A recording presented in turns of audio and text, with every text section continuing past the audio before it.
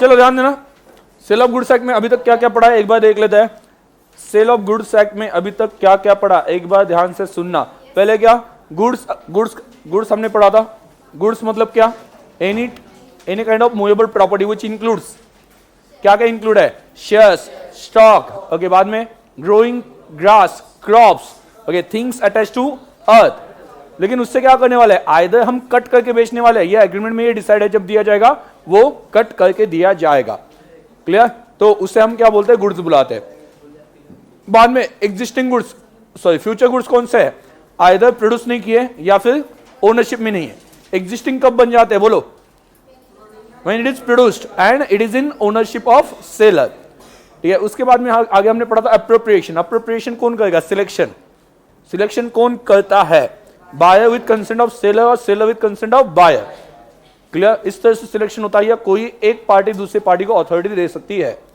Even career के पास goods दे दिए तो भी हम क्या मानते हैं, अनकंडीशनल सिलेक्शन है। याद है, अगर कैरियर के पास, कैरियर मतलब क्या, ट्रांसपोर्टर, उसके पास भी गुड्स दे दिए तो हम मानते हैं कि अनकंडीशनल सिलेक्शन है। क्लियर, ये भी हमने पढ़ा था। उसके बाद में हमने पढ़ा था कि ओनरशिप कैसे ट्रांसफर होती है। सबसे पहले क्या, गुड्स कौन से होते हैं, future goods. In case future goods है, पहले क्या बनने चाहिए, existing. If it is uncertain तो क्या होना चाहिए, अप्रोप्रिएशन। अप्रोप्रिएशन के बाद में क्या बनेंगे, असर्टेन, या उसी को ही कहेंगे स्पेसिफिक। बोलो उसी को ही, मतलब स्पेसिफिक और असर्टेन के बीच में फर्क क्या था, पहले से ही कॉन्ट्रैक्ट बनने से पहले से ही गुड्स सिलेक्टेड हो, पता हो कि कौन से गुड्स लेने हैं, तो उसे क्या बोलते हैं, स्पेसिफिक। और कॉन्ट्रैक्ट बनने के बाद में क्या बन जाते हैं, वो असर्टेन गुड्स बन जाते हैं। क्या बन जाते हैं, असर्टेन।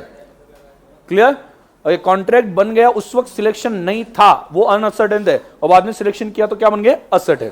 उसके बाद में आगे क्या होगा, next deliverable state. Deliverable state में कब आता है, जब बॉक्स में पैक करके सब कुछ रेडी कर देते हो जिससे बायर गुड्स इमीडिएटली लेके जा सकता है, उसे हम क्या कहेंगे, deliverable state. If goods are in deliverable state and notice is given to buyer, क्या नोटिस हर बार देनी पड़ती है, नोटिस हर बार देनी पड़ती है, नहीं। कब देनी पड़ती है, जब बायर सामने प्रेजेंट हो तो नोटिस देने की जरूरत नहीं है। ओनरशिप ट्रांसफर होगी, ओनरशिप के साथ क्या ट्रांसफर होगा बोलो, आवाज नहीं आ रही, ओनरशिप के साथ रिस्क। ठीक है, रूल क्या है, रिस्क फॉलोज ओनरशिप। ऐसे कौन कौन से सिचुएशन है जहां पे रिस्क ओनरशिप के साथ नहीं चलती है, पहला क्या, लॉस ड्यू टू निग्लिजेंस, किसी की निग्लिजेंस की वजह से लॉस हो गया। बाद में एग्रीमेंट में स्पेसिफाई किया था, क्या एग्रीमेंट में स्पेसिफाई किया था, क्या कि रिस्क बाद में ट्रांसफर होगी, तो भी चल सकता है। और तीसरा मैंने आपको बताया था, बेली की ड्यूटीज कंप्लीट नहीं किए, person having position without ownership. ठीक है, एग्रीमेंट वाला पॉइंट है ना, हर जगह पे आता है, मतलब contract, sale of goods act और पार्टनरशिप, हर जगह पे आपको एक पॉइंट मिलेगा कि जनरली ऐसा होता है, बट दोनों चाहते हैं तो म्यूचुअली कुछ और कर सकते हैं। ठीक है, म्यूचुअली मैंने क्या बोला, दोनों की मर्जी हो तो कुछ भी हो सकता है, ये याद है ना रूल। तो ये किसके लिए एप्लीकेबल है, contract, sale of goods act और पार्टनरशिप, तीनों के लिए। ठीक है, दोनों की मर्जी हो तो कुछ भी हो सकता है। ठीक है, तो कॉन्ट्रैक्ट जो करे पार्टी, दोनों पार्टी की मर्जी होनी चाहिए, सिर्फ इतना इंपॉर्टेंट। मतलब आगे जाके हम पढ़ने वाले कंडीशन। क्या हम कंडीशन को वारंटी समझ सकते हैं, दोनों की मर्जी हो तो कुछ भी हो सकता है, रूल सिंपल है। ठीक है, क्या हम वारंटी को कंडीशन बना सकते हैं, बना सकते हैं क्या, नहीं बना सकते हैं क्या। आप शायद से उस बात पे कंफ्यूज हो कि लॉ कंडीशन को वारंटी अलाउ कर देता है, वारंटी को कंडीशन अलाउ नहीं करता है, बट आप दोनों चाहते हो, ठीक है, तो कर सकते हैं, मतलब वहां पे कुछ भी कर सकते हैं। सिंपल रूल याद रखना, क्या है सिंपल रूल बोलो, दोनों की मर्जी हो तो कुछ भी हो सकता है, दोनों की मर्जी होनी चाहिए, सिर्फ इतना इंपॉर्टेंट है। आगे जितना हम पढ़ेंगे, sale of goods act, contract, partnership सभी के लिए एप्लीकेबल है। उसके बाद में हमने पढ़ा था, ठीक है, प्राइस डिसाइड पहले से ही होनी चाहिए, जनरली नहीं डिसाइड होती है तो उस केस में आप क्या कर सकते हो, एटलीस्ट प्राइस कैसे डिसाइड होगी उसका तरीका तो बता सकते हो एग्रीमेंट में। याद है ये पढ़ा था, प्राइस डिसाइड होनी चाहिए, और प्राइस डिसाइड नहीं की तो at least method of ascertaining price shall be specified in agreement. Agreement में वो मेथड पता होनी चाहिए। अगर प्राइस डिसाइड नहीं की तो कॉन्ट्रैक्ट क्या बन जाता है, वॉइड, जिससे लीगली कोई इफेक्ट नहीं है। और आपने वैल्यूअर को अपॉइंट किया था, वैल्यूअर को अपॉइंट किया था प्राइस डिसाइड करने के लिए, लेकिन उसने प्राइस डिसाइड नहीं की, तो भी कॉन्ट्रैक्ट क्या हो जाएगा? वाइड। प्राइस ही डिसाइड नहीं है ना, लेकिन उसे किसी ने प्राइस डिसाइड करने से रोका, वॉइडेबल। वॉइडेबल का मतलब क्या होता है? जिसे अवॉइड किया जा सकता है। मतलब अगर मैंने सोचा कि उसने प्रिवेंट किया बट बाद में हाँ बोल रहा है, ठीक है, तो उस केस में कंटिन्यू कर लेंगे, कोई प्रॉब्लम नहीं। बट मुझे लगता है कि नहीं, मुझे कॉन्ट्रैक्ट कंटिन्यू नहीं करना, तो मेरे पास चॉइस है। वॉइडेबल में क्या होता है? चॉइस किस बात की? कंटिन्यू करना या नहीं करना। वॉइड में चॉइस नहीं होती है। वॉइड मतलब क्या? लीगली उसको कोई इफेक्ट नहीं है। क्लियर? तो ये कुछ बातें हमने पढ़ी थी, ठीक है। ये मेन बातें जो जो पढ़ी थी वो मैंने रिवाइज कर दिया, ठीक है। चलो आगे का देख लेते हैं। आगे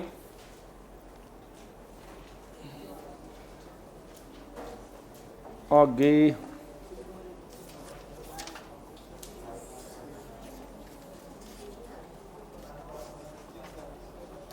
हाँ, मेन चल रहा था, मेन पॉइंट पे हम पहुंच ही गए थे, ठीक है। ऑन पेज नंबर मॉडल में 2.36 बराबर, Nemo that quad non habit, याद है?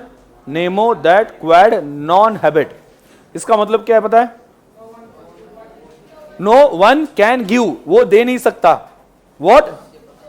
ही हैज नॉट गॉट, ठीक है। उसके पास जो नहीं है वो नहीं दे सकता। देने के लिए पहले आपके पास होना चाहिए, ठीक है। हाँ क्लियर? कुछ भी देने के लिए आपके पास पहले होना चाहिए। बहुत सिंपल रूल है, बहुत सिंपल रूल है। तो यहां पे अगर ध्यान दो, अगर आपके पास गुड्स की ओनरशिप है, ओनरशिप ट्रांसफर कर सकते हो? यस और नो? यस। अगर आपके पास गुड्स का सिर्फ पोजीशन है तो ओनरशिप ट्रांसफर कर सकते हो? नहीं कर सकते। अगर आपके पास ओनरशिप जो है वो डिफेक्टिव है, डिफेक्टिव मतलब क्या, ये आगे हम पढ़ेंगे। डिफेक्टिव इन द सेंस क्या कह सकते हैं कि जहां पे गुड्स चोरी किए तो पोजीशन ही है ना, ओनरशिप तो है ही नहीं। ये डिफेक्टिव का मतलब क्या है? दो जॉइंट ओनर्स है, जॉइंट ओनर्स। जॉइंट ओनर्स मतलब क्या होता है? दोनों ने मिलकर एक चीज परचेस की, समझा गया? उसे क्या बोलते हैं? Joint owners. दो जॉइंट ओनर्स है, एक ओनर ने without permission of other owner उसने वो गुड्स बेच दिए, ठीक है, समझ में आ गया? तो ये भी ओनरशिप क्या है? डिफेक्टिव है। क्यों? क्योंकि दो ओनर थे, उसमें से एक ही ओनर ने बेच दिया, दूसरे की परमिशन थी नहीं। तो ऐसे केस में यहां पे क्या हो जाएगा कि ये भी वहां पे क्या कहते हैं? डिफेक्टिव ओनरशिप है। और डिफेक्टिव है तो क्या होगा आगे? क्या होगा? डिफेक्टिव है तो क्या होगा आगे? क्या मतलब? ओनरशिप सामने वाले को भी डिफेक्टिव ही मिलेगी, समझा गया? जो आपके पास है वही आगे जाने वाला है, ठीक है, समझ में आ गया? ठीक है, जो आपके पास है वही आप दे सकते हो। जैसे कि मेरे पास नॉलेज है, मैं दे सकता हूं, ऐसा अच्छा सोचो कुछ तो भी। हाँ ठीक है, सर के पास नॉलेज है अच्छा, अकाउंट्स का, लॉ का, सर अच्छा नॉलेज दे दे, ठीक है। हाँ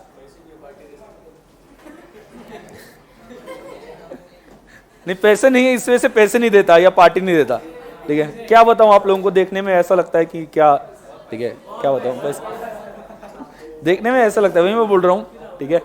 हाँ टी शर्ट भी वो पॉइंट पहन रहा हूं जो स्टूडेंट्स ने दिए। स्टूडेंट ने रहम खा के एक टी शर्ट दे दिया, हाँ सर कितने दिन वो पहनोगे? हाँ हाँ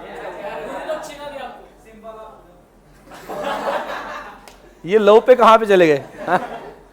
हाँ ठीक है, तो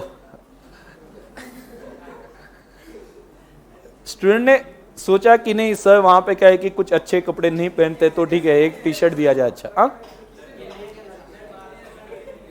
उससे क्या फर्क पड़ता है? अभी मैं बोलूंगा लड़की ने तो और कुछ वहां, ठीक है। टीचर के लिए स्टूडेंट होता है, लड़की हो लड़का ऐसा नहीं होता, स्टूडेंट होता है जो भी हो, ठीक है। गर्ल हो बॉय हो दोनों भी क्या है? स्टूडेंट ही है, बात खत्म, ठीक है।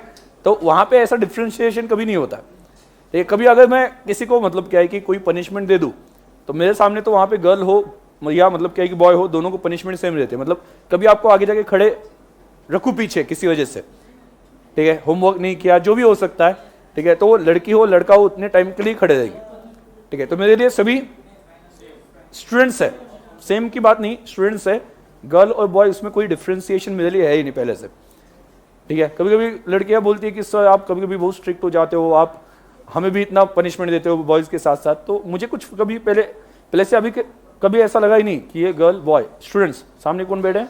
स्टूडेंट्स, इट डजंट मैटर कौन बैठा है, ठीक है। तो चलो ध्यान दो। बट क्या पता नहीं, मतलब गर्ल्स उसमें थोड़े से मतलब मेरे लिए लकी है, क्योंकि मेरी पहली बैच जो थी ना उसमें सभी गर्ल्स थे, और गर्ल्स थे। अरे सुनो यार, 25-30 सिर्फ गर्ल्स थे, ठीक है। और मेरे टीचर का ये मानना था कि तुम पहला लेक्चर दे दो, अगर बॉयज होंगे ना तो पढ़ाने नहीं देंगे, गर्ल्स कैसे कि कम से कम सुन के लेंगे या कैसा पढ़ा है वो देखेंगे, ठीक है, और मुझे जेन्युइन फीडबैक देंगे। और बॉयज होंगे ना तो कुछ तो भी ऐसे उठ पतंग मतलब हरकतें करेंगे जिससे तू वैसे भी टेंशन में आ जाएगा, ठीक है। तो इस वजह से तू एक काम कर, मैं सभी गर्ल्स को बिठा देता हूँ, और ऑब्वियसली मेरी क्या हालत होगी मुझे पता है, क्योंकि बॉयज के सामने इज्जत चली गई अलग लगता है, ठीक है। बट इतने गर्ल्स के सामने क्या पढ़ा है ऐसा, मतलब वहाँ पे पहला दिन था मुझे याद है, तो ऐसे काँप रहे थे, बट उसमें पढ़ा दिया। उन्होंने भी बोला कि सर ने अच्छा पढ़ाया, थोड़ा थोड़ा करके, लेकिन अच्छा पढ़ाया। तो गर्ल्स से ही मतलब वहाँ पे मेरी पहली बैच स्टार्ट हो चुकी है, ठीक है। तो ऐसा कुछ नहीं, बट हाँ बॉयज होते तो पक्का शांत नहीं बैठते, ये तो पक्का है, हाँ ठीक है। हाँ तुम दोनों का झगड़ा क्यों कर, हाँ चलो ध्यान दो, गर्ल्स वर्सेस बॉयज, ऐसा झगड़ा मत करो, हाँ चल, हाँ ध्यान दो। तो हाँ, लेकिन एक बात है कि मैंने भगवान से बड़े दिल से मांगा था, हाँ टी शर्ट, अरे गर्ल, हाँ ठीक है। तो डॉटर मैंने बड़े दिल से मांगे थे, मतलब ऐसा कि मुझे अगर मतलब कोई हाँ चाहिए तो लड़की चाहिए, ऐसा ही मेरा था। क्योंकि मेरे दो बड़े दो भाई हैं, उनके दो बेटे, मतलब चार है, चारों को देख के मैं परेशान हो गया था। मतलब मैंने बोला कि ऐसा एक भी घर पे आ जाए ना, मतलब मेरी रातों की नींद खराब हो जाए, ठीक है। ऐसे खतरनाक है ना वो चारों मिलके, मतलब वो वहां पे बारिशी में जहाँ से हूँ वहां पे रहते हैं, तो चारों मिलके ऐसा दंगा करते हैं ना, पकड़ के पीटते हैं। मतलब वहां पे बाजू वाले के जो बच्चे होते हैं ओके, उन दोनों को उनको पकड़ के चारों पीटते हैं। हर रोज घर पे कोई तो कंप्लेंट लेके आता है, ठीक है, हर रोज झगड़ा ये वो, ठीक है। घर में बैठे तो शांत नहीं बैठे, एक के ऊपर एक, दूसरा ये कर रहा है वो कर रहा है, एक फेंक रहा है यहाँ से, क्या चल रहा है उनका उनको ही पता होता है। हेलो, उनको कभी मैंने शांत देखा ही नहीं, ठीक है। मतलब ऐसा लगे ऐसा अगर एक भी घर पे हो जाए ना, मतलब क्या हो जाएगा मतलब। और उन चारों को देख के मुझे समझ में आ गया था कि अगर मुझे भी हो गए वो भी ऐसा ही निकलेगा। तो मैंने बड़े दिल से चाहा था कि लड़की हो, और लड़की हो गई। और अभी वो इतनी मतलब फैंटास्टिक जो बोलते हैं ना, अभी ऐसा है कि अभी वो 5 साल की होगी, अभी तक 5 साल की नहीं हुई, बट डेली वो मुझे स्टोरी सुना के सुलाती है, डेली वो मुझे स्टोरी सुनाती है। अगे सच में वो स्टोरी सुनाती है, लेकिन वो स्टोरी कैसे कि उसके हिसाब से सुनाती है, मतलब जो वो ऐसा ही मतलब क्या है कि जो उसकी इमेजिनेशन है उसके हिसाब से स्टोरी सुनाती है, और ऐसा सर पे हाथ रख के वहां पे स्टोरी सुनाते हुए सुलाती है, ठीक है। तो डेली कल रात को तो मैं जल्दी सो गया, थक गया था इस वजह से, तो उसने मुझे उठाया। तुम कैसे उठाया मुझे, और उठाने के बाद मैं स्टोरी सुनाई और सुलाया। हेलो, उसका भी ऐसा था कि मैंने स्टोरी नहीं सुनाई, तुम कैसे सो गए, ठीक है। तो उसने मुझे नींद से उठाया और बोला कि मैं स्टोरी सुनाऊं, मैंने बोला कि हाँ सुनाओ, ठीक है। तो वो स्टोरी बोल रही थी और मैं सो गया था। ये डेली चलता है, ठीक है, ये घर में डेली चलता है कि वो स्टोरी सुनाती है और मैं सो जाता हूँ, ठीक है। मतलब उल्टा होना चाहिए, ठीक है, बट अच्छा नसीब है उस बारे में कि वो मुझे डेली स्टोरी सुनाते हैं, और मुझे उसकी स्टोरी से कोई क्या बोलते हैं कि लेना देना नहीं होता है, बट उसकी आवाज़ सुनने को मिल रही, ठीक है, वो अच्छा लगता है। मतलब वो जिस तरह से बात करती है, वो स्टोरी को कोई सेंस नहीं होता है, वो क्या 5 साल की है, क्या सुनाएगी स्टोरी, वो ऐसे ही कोई तो यहाँ से शेर आ गया, लायन आ गया, ये कुछ तो भी चलता रहता है, उसने ये किया, उसने वो किया, वो चलता रहता है, बट मज़ा आता है, मतलब ऐसी अच्छी नींद लगती है ना, ठीक है, सच में, ठीक है। तो चलो ओके, तो बाद में मैं घर पे जाता हूँ, मैम कुछ मतलब आनंदी कुछ बोलने लगे कि इतने लेट क्यों आए, ठीक है। तो इमीडिएटली आती है, नहीं डैडाला कुछ काही बोलायचं नहीं, डैडा को कुछ बोलना नहीं, ठीक है, वो इतना थक के आते हैं ना, तो कुछ बोलना नहीं उनको, ठीक है। तो इमीडिएटली वो सामने आ जाते हैं मेरे सामने कि कुछ बोलना नहीं, कुछ पूछना नहीं, बैठने दो। बाद में मेरे जो चेंज करने वाले कपड़े वो ला के हाथ में दे देगी, ठीक है, और बाद में मतलब इतना चलता है, ठीक है। तो मैं सच में उससे देख के ऐसा लगता है कि मतलब मेरी मैच्योरिटी उसके सामने थोड़ी सी शायद से कम है, क्योंकि मुझे नींद आ गई तो मैं क्या करूँगा, उससे भी बोलूँगा तू सो जा, मुझे भी सोने दे, ठीक है। बट उसको नींद आ गई तो भी वो पहले मुझे सुलाती है, ठीक है, और बाद में खुद सो जाती है, ठीक है। तो ये अलग है, किया है कि कभी ऐसा जिंदगी में? हाँ,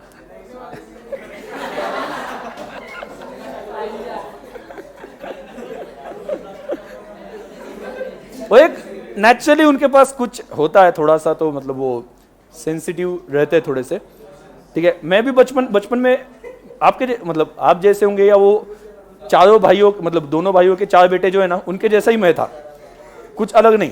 मतलब मम्मी का ऐसा था कि हाथ में जो भी आ जाए, चप्पल आ जाए फेंक के मारो, ठीक है, झाड़ू आ जाए फेंक के मारो। मतलब मैंने हर एक ग्लास से मार खाई है, बेलन उससे मार खाई है, ठीक है, झाड़ू से मार खाई है, हर एक से कुछ वहां पे। तो वो सभी हुआ है, ठीक है। चलो आ जाओ, ध्यान दो।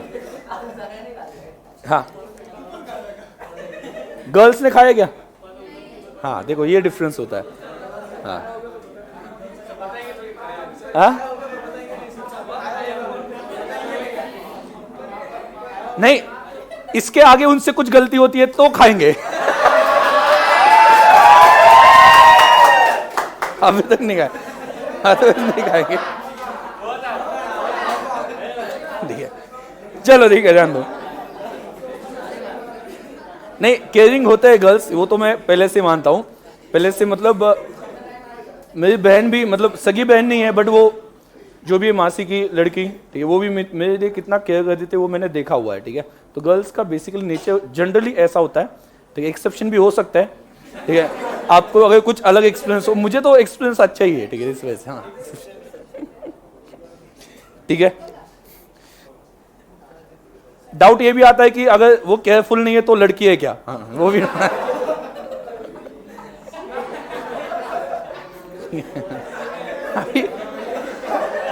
ध्यान दो, चलो यहां पे ध्यान दो। पहले लेक्चर का अभी निकल रहा है, हाँ, ठीक है, फर्स्ट लेक्चर का अभी निकल रहा है। हाँ, ध्यान दो, चलो। पर्सन क्या बोला हमने? Person can not give anything what he has not got, okay. तो उसमें हमें एक्सेप्शन पढ़ने पड़ेंगे। सबसे पहला बेसिक प्रॉब्लम क्या है, ये थोड़ा सा समझो। बेसिक प्रॉब्लम ये है कि जब गुड्स बेचे जाते हैं ना, तो बहुत से गुड्स ऐसे होते हैं कि उसके ऊपर उससे देख के ये पता नहीं चलता कि ये ओनरशिप किसकी है, ओनरशिप किसकी है। मतलब जैसे कि फॉर एग्जांपल आप एक नॉर्मली बिलीव करते हो, या जनरली आप ये बिलीव करोगे मैंने ये स्पेक्स पहना है, मतलब ये मेरे लिए, कहीं से चुरा के नहीं लाया, ये जनरल बिलीफ होती है। अभी ये जो वही आप जो भी गुड्स परचेस करते हो तो जनरल क्या होता है कि नहीं ये उनके ही है, ये अजम्पशन है। मतलब जैसे कि अगर मैं कल जाके कोई गुड्स बेचना चाहता हूं, ठीक है, मतलब मान लो कि ये स्मार्ट वॉच बेचना चाहता हूं, स्मार्ट बैंड, ठीक है, तो ऐसी केस में ये स्मार्ट बैंड सच में है कि नहीं मेरा, ये बताना बहुत डिफिकल्ट जाएगा। आपका क्या कहना हो सकता है कि इनवॉइस, बट इनवॉइस ये कोई प्रूफ नहीं है ओनरशिप का। इनवॉइस कभी भी बन सकता है, ठीक है। तो यहां पे बेसिकली मूवेबल प्रॉपर्टी में प्रॉब्लम यह है कि ये गुड्स किसके है ये समझ में नहीं आता है। समझ में आया मैं क्या बोल रहा हूं? ठीक है, मतलब आपका एक जनरल इंप्रेशन वहां पे आ जाएगा। जैसे कि फॉर एग्जांपल, ठीक है, मतलब आपको भी स्टाइलस चाहिए, पेन चाहिए, तो ये मैं पेन बेचना चाहता हूं, आप ले लेते हो, क्या मान के ले लोगे मेरे पास से पेन? मेरा ही है। समझ आ गया? ये एक क्या बोलते हैं उसे, गुड फेथ, उसे क्या बुलाते हैं, गुड फेथ, ठीक है। कि आपने क्या माना कि जो पर्सन गुड्स बेच रहा है वो ऑथराइज्ड पर्सन है, ठीक है, ओनरशिप उसकी ही है, ठीक है। तो आपने गुड फेथ में परचेस किया, तो हर बार प्रॉब्लम क्या होगा कि आपने गुड्स परचेस किए और कोई तो दूसरा आके बोलता है कि नहीं ये गुड्स मेरे है, और गुड्स आपको क्या करने पड़ता है, वापस करने पड़ते हैं। मतलब आपने लास्ट 5 बार मान लो कि ऐसा हो गया कि गुड्स परचेस किए और बाद में पता चला कि ये किसी और की ओनरशिप में है, ठीक है। तो हर बार आपको नुकसान होगा। तो आपके दिमाग में क्या आएगा, ये क्या मंदिर की घंटा है क्या, कोई पे आके बजा के जाएगा, ठीक है। मतलब अभी यहां पे देखो, आप लोगों को मतलब बायर को कुछ तो भी प्रोटेक्शन मिलना चाहिए ना। मतलब कहीं पे तो आप भरोसा रख के कुछ गुड्स लेते हो, तो उस केस में आपको कहीं ना कहीं भी तो बेनिफिट मिलना चाहिए कि हमने गुड फेथ में गुड्स परचेस किए थे, इस वजह से ये गुड्स हमारे पास रहे। तो सेल ऑफ गुड्स एक्ट आपको प्रोटेक्शन देता है अगर आपने गुड फेथ में गुड्स परचेस किए हो तो। समझ आया मैं क्या बोल रहा हूं? ओके, कुछ जगह पे प्रोटेक्शन देता है, हर जगह पे नहीं। मतलब किसी का गुड्स चोरी किया है और आपने परचेस किया गुड फेथ में परचेस किया आपने, तो वो ओनरशिप आपको नहीं मिल सकती। लेकिन जो एक्सेप्शंस में आता है, वो एक्सेप्शन में जो जो पॉइंट्स आते हैं वहां पे आपको प्रोटेक्शन है। किस बात का प्रोटेक्शन है? किस बात का है? कि कल जाके रियल ओनर आके बोलता है कि ये गुड्स मेरे हैं, तो भी ये गुड्स वो वापस लेके नहीं जा सकता, आपको ओनरशिप मिलेगी। पहले रूल क्या है? अगर किसी के पास ओनरशिप है तो वो ओनरशिप दे सकता है। ओनरशिप किसके पास है तो वो ओनरशिप दे सकता है।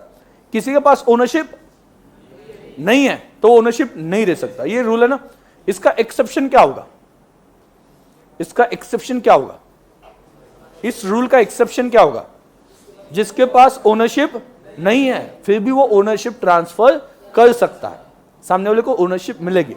तो ऐसे हमें केसेस पढ़ने के कौन कौन से केसेस है जहां पे उस पर्सन के पास ओनरशिप नहीं है फिर भी वो ओनरशिप ट्रांसफर कर सकता है। अभी आप देखो, मर्केंटाइल एजेंट मतलब कंसाइनी, हाँ ठीक है, कंसाइनी बोला ना, हाँ मर्केंटाइल एजेंट मतलब कंसाइनी। ठीक है, मर्केंटाइल एजेंट के पास ओनरशिप होती है क्या? नहीं होती। ओनरशिप कंसाइनर के पास होती है, अकाउंट्स में पड़ा है। लेकिन कंसाइनी बेचता है तो कंसाइनी ने बेचा तो भी सामने वाले को ओनरशिप मिलेगी या नहीं मिलेगी? यस। मतलब यहां पे केस क्या हुआ? केस क्या हुआ? That person was not owner still he transferred ownership. तो हमें ऐसे केसेस पढ़ने जहां पे उसके पास वो नहीं था फिर भी दे दिया उसने। कैसे क्या पता नहीं, लॉ बोल रहा है ना, दे दिया। तो उसके आगे कुछ सोचना नहीं है। ठीक है, समझ आ गया? तो जनरली बोलो सभी, जनरली क्या होता है? जनरली क्या होता है? जिसके पास ओनरशिप नहीं है वो ओनरशिप नहीं दे सकता। ठीक है, तो लेकिन एक्सेप्शन में क्या होगा? उसके पास ओनरशिप नहीं है फिर भी वो ओनरशिप दे सकता है। लेकिन वो पर्टिकुलर केस में, ईच एंड एवरी केस में पॉसिबल नहीं है। तो उसमें कौन कौन से आते हैं? मर्केंटाइल एजेंट पहला देखो, sale by mercantile agent. Mercantile agent कौन है? ओनर या उसके पास पोजीशन है, सिर्फ पोजीशन है और उसने आपको गुड्स बेचे, एजेंट ने आपको गुड्स बेचे तो आपको ओनरशिप मिलती है। यस, सुनेगा। लेकिन उसके लिए कुछ कंडीशंस है। कंडीशंस क्या है?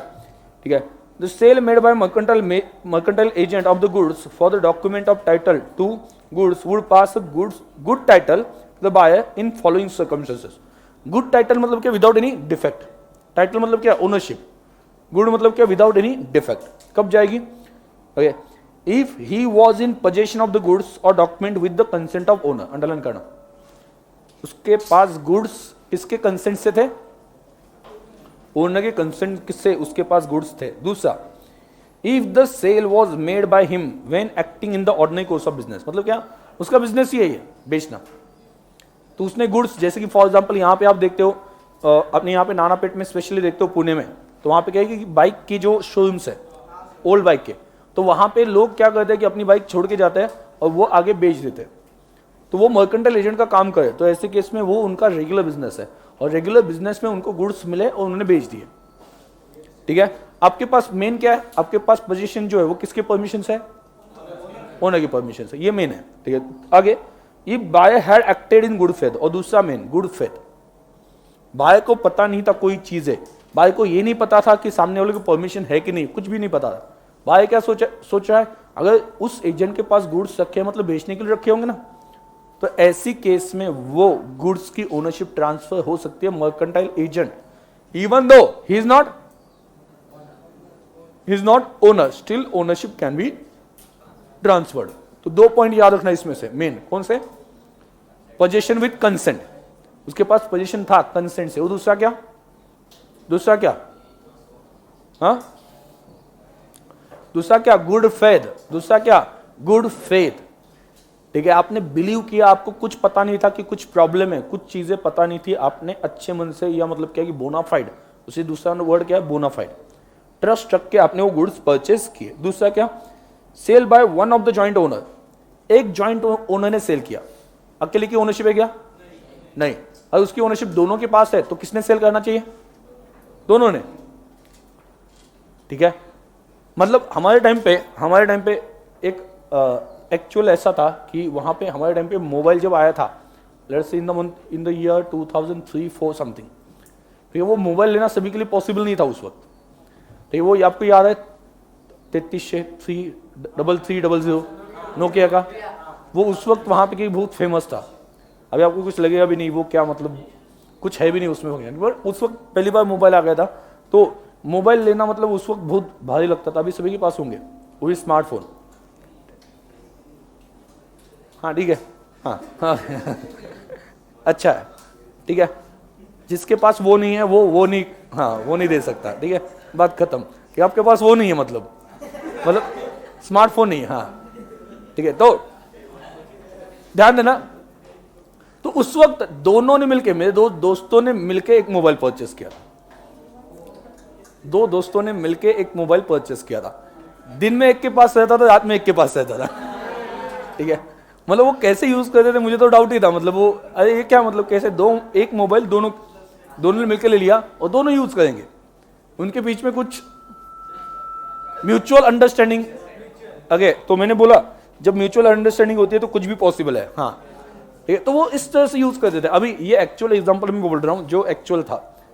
अभी एक ने क्या किया कि वो डायरेक्टली मोबाइल बेच दिया। एक्चुअली बेचना कैसे चाहिए था, दोनों ने, बट एक ने डायरेक्टली मोबाइल बेच दिया। तो ऐसी केस में ओनरशिप सामने वाले को मिलेगी क्या? सो उसके लिए भी कुछ कंडीशन है, मिलेगी, बट कुछ कंडीशन है। पहला कंडीशन क्या है कि उसके पास पोजीशन दूसरे की परमिशन से था, ये पहला मेन है।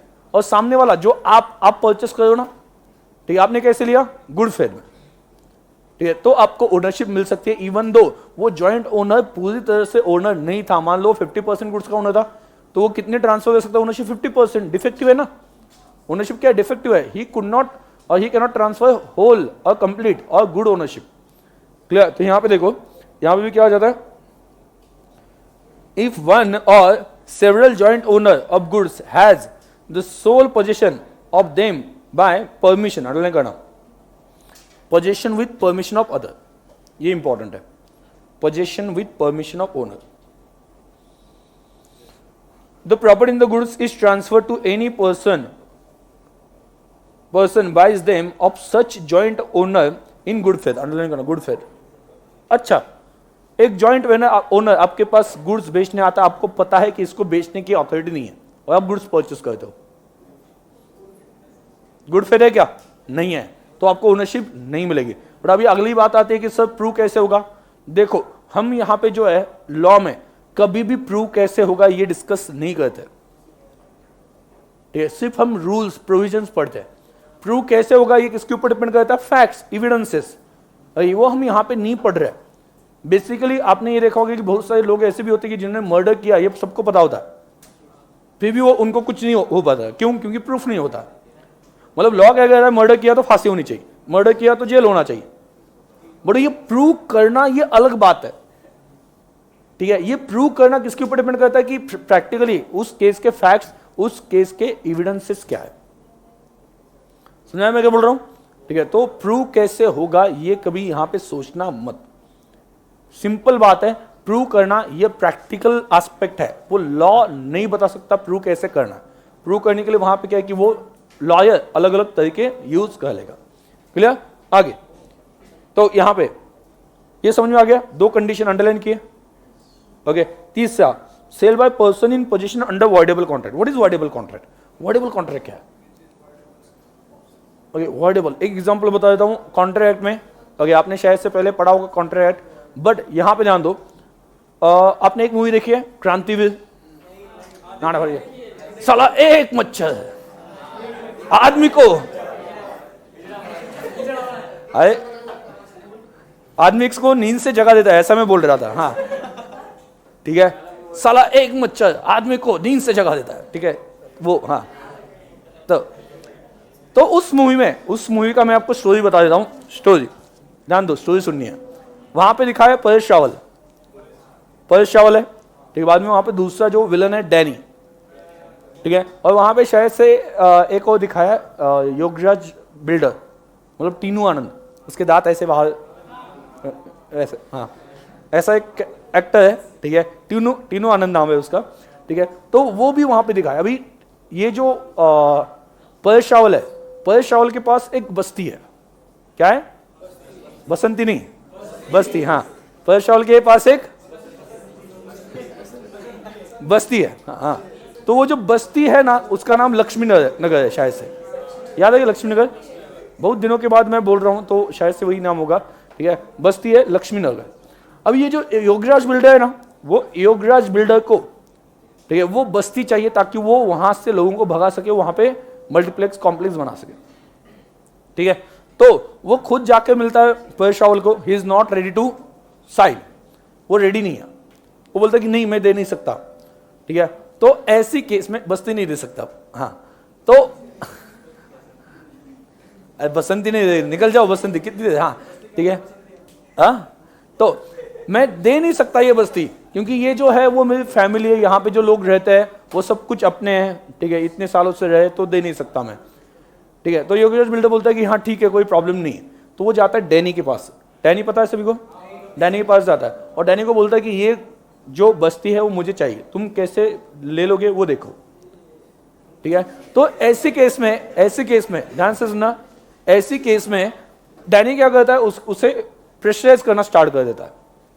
और एक दिन वहां पे क्या है कि उसके गुंडे, डैनी के गुंडे उसे उठा के लेके आते हैं परेश रावल को, और परेश रावल, ऐसा सिचुएशन दिखा है, परेश रावल यहाँ पे क्या है कि सामने बैठा हुआ है, ठीक है, मतलब क्या है कि यहाँ पे उसे बिठाते हैं, उसके सामने ये जो है वो एग्रीमेंट है, उसके सामने ये जो है एग्रीमेंट है, ठीक है। और ये जो लैपटॉप है, ठीक है, वो पैसों से भरा बैग है, ऐसा मान लो, करोड़, हाँ, ऐसा मानना है, ओके, ऐसा मानना है, पैसे मेरे पास मिलेंगे भी नहीं, हाँ, ठीक है। तो ये एग्रीमेंट है, हाँ, ये एग्रीमेंट है और ये पैसों से भरा बैग है, और ये इसके सामने रखा है, और बोलते हैं कि, और बाजू में और क्या है, बाजू में गन है, गन, हाँ, ये गन है, ऐसा मान लो, डिस्काउंट, हाँ, ओके। तो ये गन है, तो सिचुएशन ये है डायरेक्टली, ओके, सिचुएशन ये है कि यहाँ पे एग्रीमेंट है, साइड में पैसों से भरी बैग है और साइड में बंदूक है। तो वो बोलते थे कि देखो तुम्हें क्या सही लगता है वो सिलेक्ट करो, ठीक है। तो ऐसे केस में वो क्या करता है, एग्रीमेंट साइन कर देता है। अभी वो थोड़ी ना मतलब रजनीकांत हो गए उठ के मतलब वहां पे पीटने लगे सामने वाले को, ठीक है, परेश रावल है अपना बूढ़ा, ठीक है। तो ऐसे केस में वो साइन कर देता है, हाँ, वो साइन करता है, ये बाबूराव का स्टाइल है, ओके, हाँ। तो वो साइन कर देता है, ठीक है, दिल दरिया बाकी सब समुंदर है, हाँ। तो इस तरह से वो बोल के साइन कर देता है। अभी उसने साइन की, क्या उसकी मर्जी थी? क्या वो साइन करना चाहता था? नहीं। अभी इसके बाद में वो क्या कर सकता है, इसके बाद में वो क्या कर सकता है कि साइन तो कर दी प्रेशर में और उसको कंटिन्यू नहीं करना है, तो कोर्ट में जा सकता है, ओके, वो एविडेंस से दिखा के, ओके, उसके ऊपर एक्शन लेके क्या कर सकता है कि वो बोल सकता है मुझे एग्रीमेंट कंटिन्यू नहीं करनी, एग्रीमेंट कंटिन्यू नहीं करनी है। और अगर उसने बोला कि मुझे एग्रीमेंट कंटिन्यू नहीं करनी है, तो एग्रीमेंट क्या हो जाएगी, वॉइड, मतलब उसको लीगल इफेक्ट नहीं मिलेगा, लीगल सपोर्ट नहीं मिलेगा। लेकिन वो बोलता है कि ठीक है, इसके बदले मुझे पैसे मिल गए जितने चाहिए थे, मैं कंटिन्यू कर लेता हूं, तो कंटिन्यू भी कर सकता है। सुना मैं क्या बोल रहा हूं, ठीक है। इसका मतलब ये क्या हो गया, it is, okay, it is void at the option of one person but not at the option of other. इसका मतलब क्या, it is void at the option of Paresh Rawal but not at the option of Danny या Yograj builder, जो भी सामने party है, clear. तो इसे कहा जाता है वॉइडेबल, मतलब ऑप्शन मिलता है। आप सोचो कि अगर आपको लगता है कि ये अपनी मर्जी बिना करना पड़ा, ठीक है, मतलब वहां पे क्या है कि कोर्शन, इसे बोलते हैं कोर्शन, जब वहां पे फिजिकली सामने वाले को फोर्स किया जाता है कि तुम ये नहीं करोगे तुम्हें मार दूंगा, तो इसे बोलते हैं कोर्शन, ठीक है। तो इस तरह से कॉन्ट्रैक्ट बनाया गया है, तो इस केस में ये क्या बन जाता है, ये ऑप्शन मिल जाता है, ऑप्शन टू कंटिन्यू और टू डिसकंटिन्यू। कंटिन्यू किया तो वैलिड और डिसकंटिन्यू किया तो वॉइड। अभी आपने प्रेशराइज करके किसी के पास से कोई गुड्स लिए थे और उसने ना बोलने से पहले ही किसी को भेज दिया, उसने कुछ एक्शन लेने से पहले ही किसी को भेज दिया, समझ में आ रहा है। आप लोगों ने किसी को प्रेशराइज किया था और सामने वाले पर्सन ने अपोज या मतलब कि ना बोलने से पहले ही आपने वो गुड्स किसी और को भेज दिए। अभी जिसको गुड्स मिले उसको थोड़ी ना कुछ पता है, और कॉन्ट्रैक्ट जिस वक्त उसने ना नहीं बोला था तब तक के लिए क्या था, वॉइड नहीं था, ये वॉइडेबल था। मतलब वहां पे ऐसा भी नहीं कह सकते कि वो वॉइड था, ठीक है, इनवैलिड था, कुछ भी नहीं कह सकते, तो ऐसी केस में आपने उससे पहले किसी और को बेच दिए, अभी जिसको बेचे है वो उसने गुड फेथ में ले लिया, अभी उसे ओनरशिप मिली या नहीं मिली, मिल गई, लेकिन उसने ना बोला उसके बाद में बेचे तो नहीं चलेगा। वॉइड होने के बाद में उसने एक्शन ले लिया, वो वॉइड बन गया, उसके बाद में आप अपने किसी और को बेचा, वो नहीं चलेगा, ओनरशिप ट्रांसफर नहीं हो सकती। तो ओनरशिप कब तक ट्रांसफर हो सकती है? इस केस में वॉइडेबल कॉन्ट्रैक्ट हो गया था, उससे वॉइड करने से पहले, उससे क्या कहते हैं, ऑब्जेक्शन लेने से पहले ही बेच दिया तो चलेगा। ठीक है, तो यहां पर देखो, a buyer would acquire a good title to the goods sold to him by seller who had obtained possession of the goods under contract voidable on the ground of coercion, fraud, misrepresentation, undue influence provided। Underline करना, contract had not been रिसेंडेड, मतलब क्या? Underline करना, contract had not been रिसेंडेड। क्या होता है ये? रिसेंडेड का मतलब क्या है? कैंसल, कॉन्ट्रैक्ट कैंसल नहीं हुआ था। और दूसरा कंडीशन कौन सा? Good faith. दूसरा कौन सा? Good faith. तीसरा, sale by one who has already sold the goods but continues position. आपने गुड्स तो बेचे, ओनरशिप तो गई, बट पोजीशन मेरे पास है अभी भी, और मैंने किसी और को बेच दिया। जैसे कि आप शॉप में गए, शॉप में एक गुड्स वहां पे है, वो आपको पसंद आ गया, आपने उसे बोला कि ये कितने में दोगे? ठीक है, तो उसने बोला कि ये 5,000 में, तो आपने बोला कि 5,000 में दे दूंगा। लेकिन ये हमारे आने से पहले एक पर्सन आके उस गुड्स के लिए 4,000 रुपये दे के गया है, उसने बोला कि ये गुड्स पैक कर दो, मैं 2-3 घंटे में आकर लेके जाऊंगा। ओनरशिप चले गए ना उसे, मतलब पैकिंग करके रखा था वहां पे, ठीक है, प्रॉपर्ली वहां पे क्या है कि दिख रहा था, कोई पैकिंग करने की जरूरत नहीं थी, सब कुछ ठीक था, ओनरशिप भी ट्रांसफर हो गई उसी वक्त। उसने क्या बोला कि मैं लेके जाता हूं जाते वक्त 3 घंटे में। आप उसी बीच में गए, आपने बोला 5,000, तो उसने 5,000 पे रेडी हो गया वो, क्यों? क्योंकि उसे ज्यादा मिल रहे हैं। तो अभी ओनरशिप किससे मिलेगी? किससे मिलेगी? वो पहले वाले बायर को या आपको? जिसको अल्टीमेटली बेचा, वही तो है ना। ओके, रूल वही है ना कि जब उसने गुड्स बेचे तो ओनर था क्या? वो सेलर, बेच दिए ना, मतलब अभी वो ओनर नहीं है, अभी वो ओनर नहीं है, फिर भी दूसरा पर्सन आके उससे गुड्स परचेस कर लेता है तो ओनरशिप ट्रांसफर हो जाती है। समझ में आ गया? क्या बोल रहे हो? समझ में आ रहा है? ठीक है, गुड्स बेच दिए बट पोजीशन आपके पास है, तो उसी वक्त आपने किसी और को बेच दिए, तो जिसको सेकंड टाइम बेचे ना उसे ओनरशिप मिल जाएगी। ठीक है, अभी आपके दिमाग में अंदर से वो जो पहले वाले बायर है उसके लिए दिल में कुछ तो भी ऐसी हलचल मची होगी, ठीक है, कि उसका क्या होगा, उसका क्या होगा। सर आप उसके बारे में सोचते नहीं, आप स्वार्थी हो, ठीक है, तो ऐसा आपके दिल में आ गया होगा। तो वो पर्सन सेलर के ऊपर सूट फाइल करेगा, पैसे तो लेगा प्लस डैमेजेस भी लेगा, वो आगे का है, किसी ना किसी को तो नुकसान होगा ना। बट हर टाइम जो गुड्स लेता है उसको ही, ओके, मतलब वहां पे क्या है कि उसको ही नुकसान हुआ ऐसा, क्योंकि दूसरा जो आया था उसने भी क्या किया था? उसने भी क्या किया था? ठीक है, दूसरा जो आया था उसने भी गुड फेथ में परचेस किए थे ना, तो उसको ही नुकसान क्यों होना चाहिए? हाँ ठीक है सर, हमने परचेस किए थे तो पोजीशन लेके जाते। तो इससे एक बात समझ लेना, क्या बात समझनी है?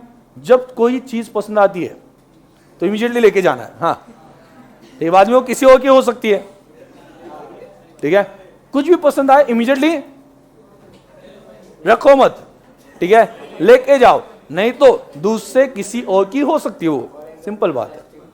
प्लास्टिक, प्लास्टिक, तुम्हें प्लास्टिक क्यों बुलाते?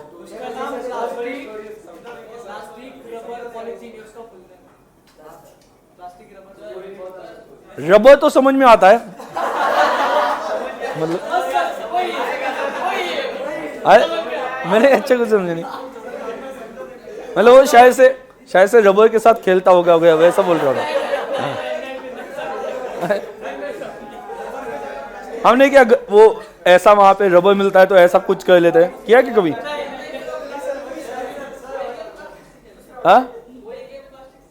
आ गया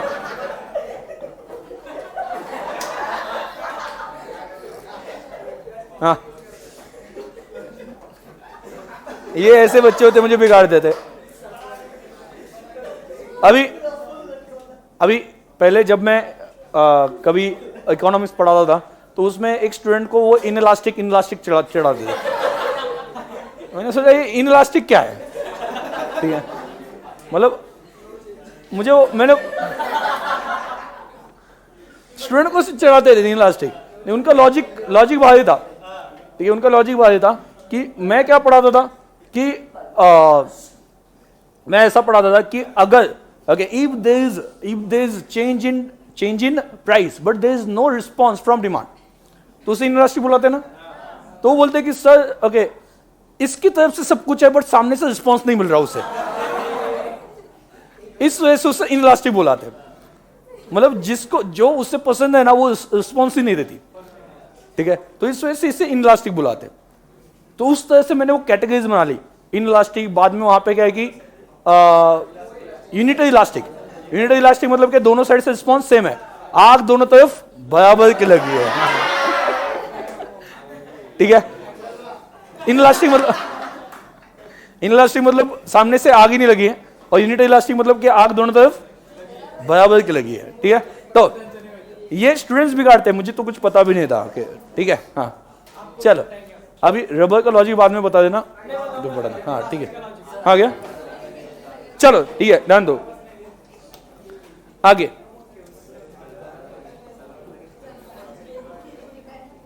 अगला क्या है, हाँ, इफ पर्सन हैज, ध्यान दो सभी, if person has sold goods but continues to be in possession of them or of the document of title to them, he may sell, okay, underline करना, continues with possession or of the document of title to them, he may sell them to a third person, and if such person obtains the delivery, underline करना, good faith without notice of previous sale, good faith में लेनी।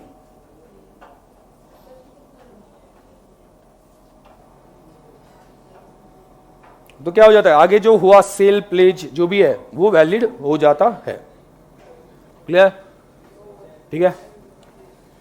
तो आपकी चीज आपके साथ रखनी चाहिए, ठीक है, कहीं और छोड़ के जाओगे तो वो बेची जा सकती है, ठीक है, ध्यान रखना, ठीक है। तो बहुत सिंपल रूल है, आपकी चीजें संभाल के रखो, कीप योर वैल्यूएबल, क्या कहते हैं, कीप योर वैल्यूएबल्स, क्या तो कुछ तो भी लिखा जाता है हर एक जगह पे, देखते हैं हम, ठीक है। आगे देखो, इमीडिएटली खुद की बैग वो बाहर से पीछे से वो आगे ले जाए, उसमें क्या वैल्यूएबल रखा है,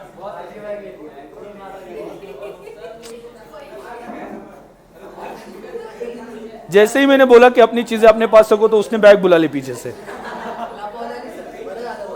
आ गया, ठीक है। ध्यान दो, sale by buyer obtaining position, underline, ध्यान देना, sale by buyer obtaining position before property in goods has vested in him, मतलब सेल बाय बायर क्या बोला है, ठीक से पढ़ो, sale by buyer obtaining position before property, before का प्रॉपर्टी मतलब क्या, ownership in the goods has vested in him, उसको ओनरशिप मिलने से पहले उसे पोजीशन मिल गया और पोजीशन मिलते ही उसने बेच दिया। मतलब इसका आपको एग्जांपल अच्छे से पता है, सेल ऑन अप्रैल बेसिस, उसमें भी लिखा हुआ है ना कि अगर सेल ऑन अप्रैल बेसिस पे गुड्स दिए तो सामने वाला क्या कर सकता है, उसे बेच सकता है, याद है ना, और उसे बेच सकता है और उस वक्त ये माना जाएगा कि उसने खुद परचेस कर लिया, ठीक है। तो यहां पे देखना, by with consent of the seller, underline करना, with consent of seller, once again consent होनी चाहिए। बार बार 2-3 पॉइंट कॉमन मिल रहे हैं, कौन से, कंसेंट, और दूसरा कौन सा, गुड फेथ, कॉमन ही है ना सभी जगह पे, लगभग सभी जगह पे, कि आपके पास जो पोजीशन है गुड्स का वो कंसेंट के साथ है, और वार्डेबल में थोड़ा सा अलग था, क्या था, कॉन्ट्रैक्ट कैंसिल होने से पहले वो बेच दिया और सामने वाले को गुड फेथ मतलब कुछ पता नहीं था, क्लियर। तो कंसेंट, और आगे क्या,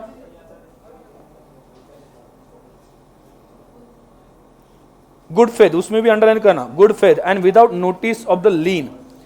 लीन का मतलब क्या होता है, आगे पढ़ेंगे, ठीक है। लीन मतलब क्या कि प्रॉपर्टी रखने का हक, जैसे कि आप फॉर एग्जांपल लोन लेते हो गुड्स देके, मॉर्गेज करके, तो सामने वाले को क्या मिलता है, जब तक पैसे नहीं मिलते तब तक गुड्स वापस नहीं करूंगा, तो गुड्स रखने का ये जो हक है उसे बोला जाता है लीन।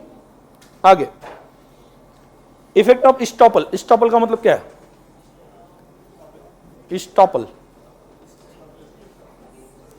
स्टॉपल इसे कहा जाता है, ध्यान दो,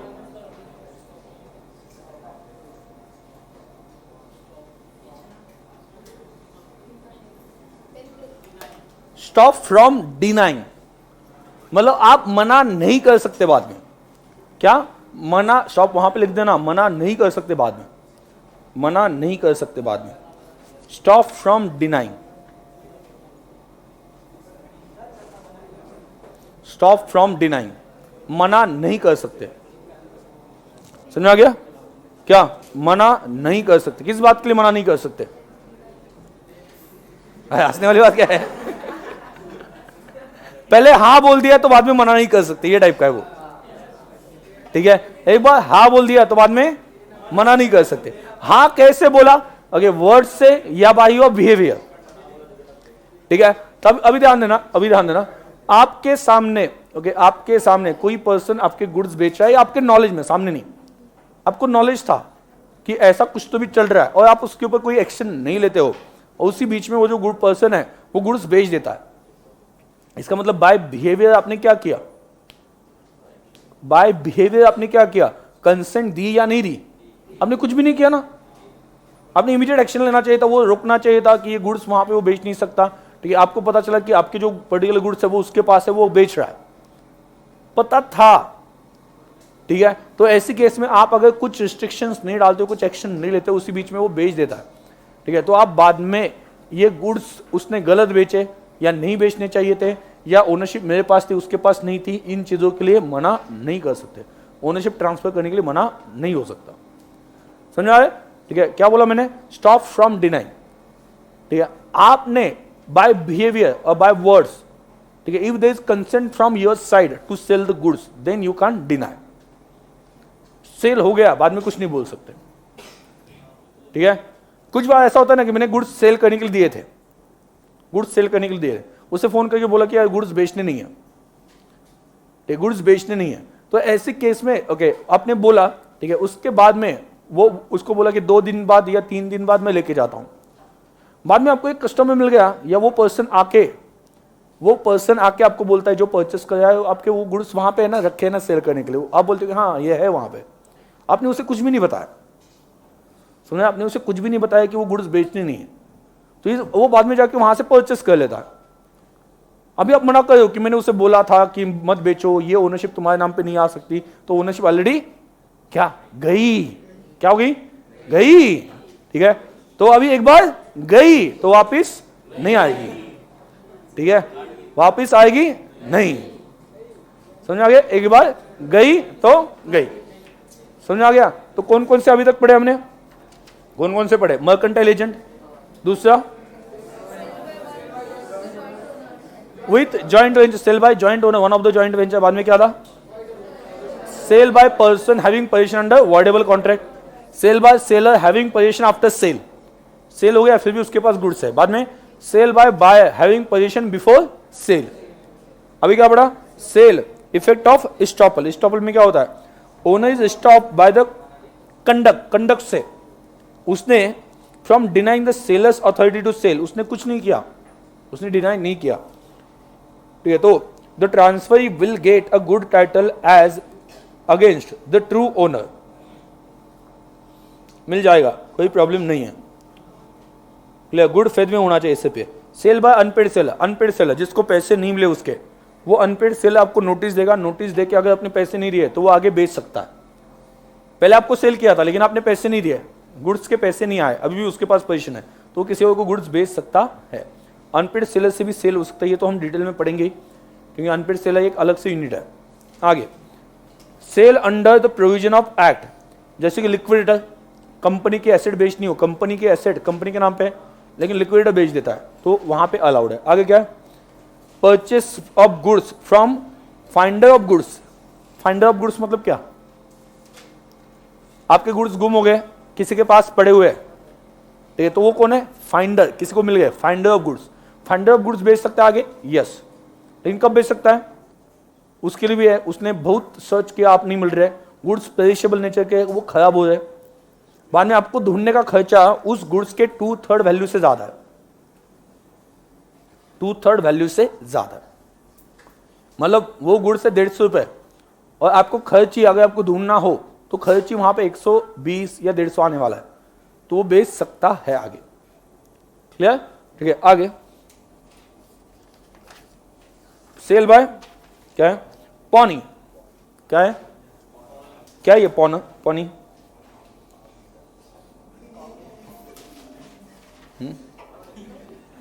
पाउना, पाउनी, पाउना, हाँ क्या ये पाउना, हाँ। पाउनी, ठीक है।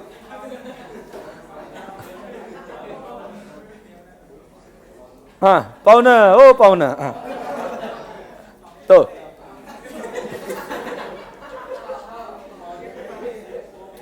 ये कहां पे होता है, प्लेज में होता है, ठीक से पढ़ना, प्लेग नहीं है वो, ठीक है, प्लेज, ठीक है। तो प्लेज में होता है कि जब जो पर्सन प्लेज पे गुड्स देता है वो कौन है, प्लेजर या पॉनर, ठीक है।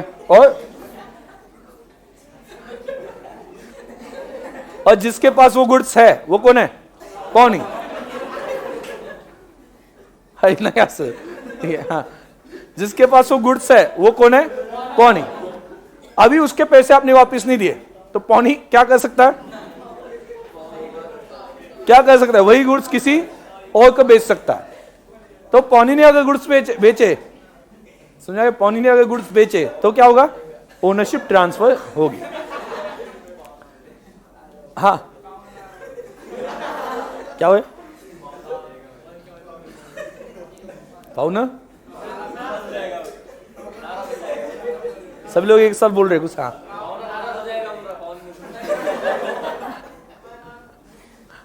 ठीक है, चलो आगे, समझ में आ गया। पौनी मतलब कौन,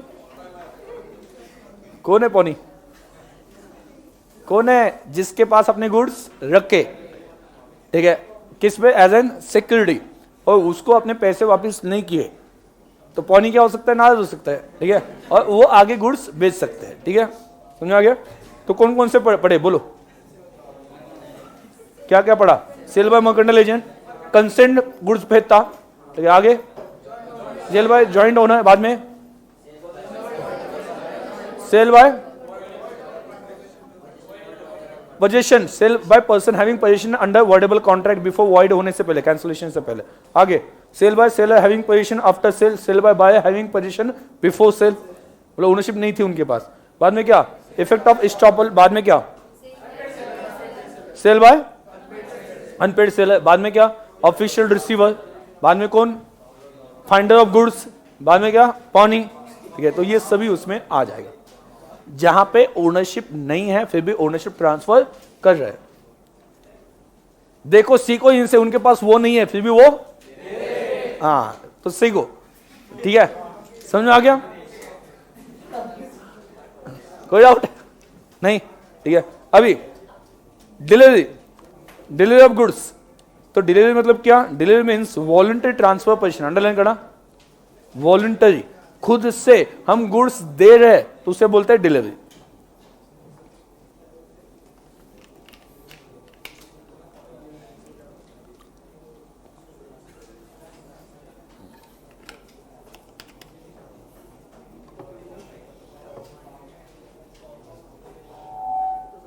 voluntary transfer of position, voluntary transfer of position, right.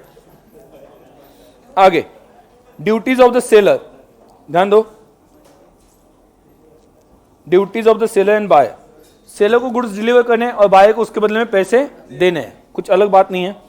Payment and delivery are concurrent condition, generally, generally बोल रहा हूं, पेमेंट और डिलीवरी क्या होगी, ये साथ में होगी, पैसे दे दो जूते ले लो, हाँ पेमेंट एंड डिलीवरी, ठीक है।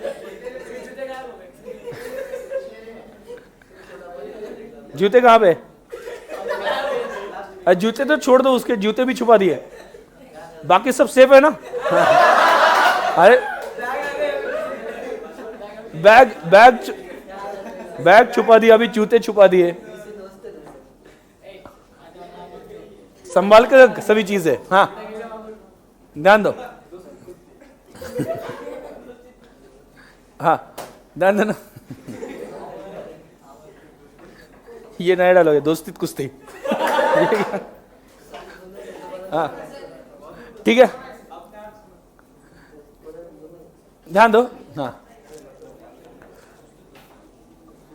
चलो, नहीं मुझे कुश्ती का अलग मीनिंग पता था अरे मतलब वो फाइट जो है, हाँ ठीक है। तो अभी उसके साथ खेलते हो, जूते दो पैसे लो, पेमेंट एंड डिलीवरी।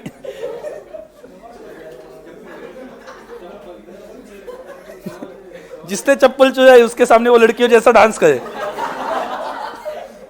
उसको फीलिंग तो आनी चाहिए, सालियों ने जूते चुरा लिए, ठीक है, तो ऐसे फीलिंग तो आनी चाहिए ना, हाँ ठीक है। डोंट वरी, एंटरटेनमेंट हो जाएगा, हाँ ठीक है। हाँ चलो, तुमने ये बोलना है जब तक तुम वैसे नाचोगे नहीं, जूते दो पैसे लो उस गाने पे, तब तक पैसे नहीं दूंगा, ठीक है, ऐसा वहां पे कंडीशन रख दो। चलो ध्यान दो,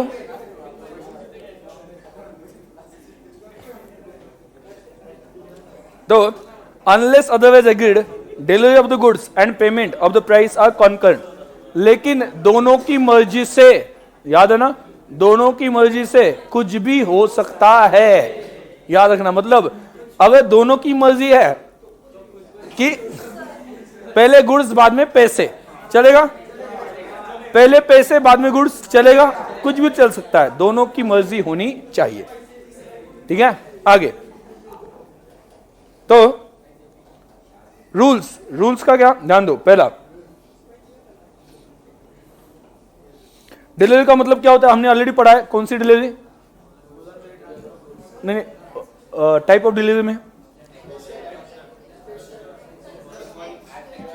एक्चुअल, जिसमें फिजिकल ट्रांसफर होता है गुड्स। आगे कंस्ट्रक्टिव, मतलब जिसमें क्या होता है, एक्नॉलेजमेंट दिया जाता है। और सिंबॉलिक, जिसमें क्या किया जाता है, टोकन या की दी जाती है, सिंबल, ठीक है। तो डिलीवरी मतलब क्या, delivery of the goods sold, underline करना, may be made by doing anything. ध्यान दो सभी, डूइंग एनीथिंग, मैं जब बोल रहा हूं तो बातें मत करो, ठीक है। By doing anything which the parties agreed shall be treated as delivery, ठीक है। ऐसा कुछ भी कर सकते हो, सिर्फ ये गुड्स का कंट्रोल किसके पास जाना चाहिए, सामने वाले पर्सन के पास। Clear? Effect of part delivery, तो पार्ट डिलीवरी मतलब क्या, जैसे कि फॉर एग्जांपल आपके घर पे जो मतलब एक लड़के से मेहमान आ चुके हैं, और वो मेहमान आ चुके हैं, तो आपने क्या है कि 10 लोग हैं, आपने क्या किया, पिज्जा मंगवा लिया, 10 पिज्जा, ठीक है, पिज्जा मंगवा लिया, ठीक है। वो आपको कहता है कि ठीक है, अभी वो गुड्स लेके आता है, मतलब पिज्जा लेके आता है, कहता है कि 3 अभी रख लो, बाकी 7 कल देता हूं। पार्ट डिलीवरी मतलब ये पार्ट डिलीवरी हो गई ना, 3 अभी देता हूं, 7 कल देता हूं। आप एक्सेप्ट करोगे? नो, इससे आप एक्सेप्ट नहीं करोगे, इससे आप कैंसिल करोगे। वो क्या बोलता है, देखो ध्यान दो, ये 3, ओके, वो आता है, वो कहता है कि 3 अभी, और ये ले लो, ठीक है, 5 मिनट में पीछे से निकला हुआ है, वो बाकी जो है वो लाके दे देगा, ठीक है। मतलब यहां पे क्या हो गया, फर्क क्या पड़ गया, पहले केस में क्या था, okay, part delivery was made but there was no intention to complete the whole, मतलब पूरी कंप्लीट करेंगे ऐसा नहीं था। अभी दूसरे केस में क्या, part delivery is made with intention to complete it, मतलब पहले 3 और इमीडिएटली 7, 10 मिनट में आपके पास 7 आ जाएंगे। दूसरा जो पर्सन है वो अलग से 7 लेके निकला है मेरे पीछे, तो इस केस में ये डिफरेंस है। तो पार्ट डिलीवरी में डिलीवरी एक्सेप्ट करना कंपल्शन नहीं है, बट ये part delivery is made to complete the whole delivery, तो आपने अपने एक्सेप्ट करना चाहिए। समझ में आया फर्क? ठीक है, यहां पे देखो क्या दिया है, और delivery of part of goods in progress of delivery of the whole has the same effect. मतलब क्या, delivery of part in progress of making it full, तो ये डिलीवरी का इफेक्ट आता है, गुड्स डिलीवर के ऐसा माना जाएगा, for the purpose of passing of property as a delivery whole, but a delivery of a part of the goods with intention of severing it from the whole does not operate as delivery for the remainder. मतलब basically क्या करना है, ध्यान देना, basically क्या, आधी delivery की immediately आधी करने वाले, कंप्लीट करने वाले, तो क्या हो गया, पूरी डिलीवरी मानेंगे। लेकिन आधी डिलीवरी की और बाद में आधी कर देंगे ऐसा बोला, तो ये पूरी डिलीवरी नहीं है, आप रिजेक्ट कर सकते हो। कौन लेगा डिलीवरी गुड्स की, मतलब किसका काम है डिलीवरी का, बायर। हमें क्या करना है, ध्यान दो, सेलर की रिस्पॉन्सिबिलिटी कब तक है, सेलर की रिस्पॉन्सिबिलिटी वहां तक गुड्स लाके देना जहां पे कॉन्ट्रैक्ट बना था। मतलब आप शॉप पे जाते हो, शॉप पे आप पैसे दे के आ गए और बोला कि ये गुड्स मुझे चाहिए, तो उसका काम क्या है, और इतना कौन कॉल कर रहा है, किसका है?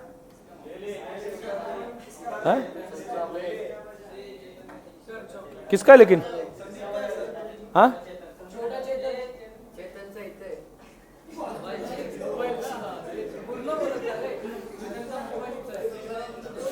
हाँ दे दो यहाँ पे। हाँ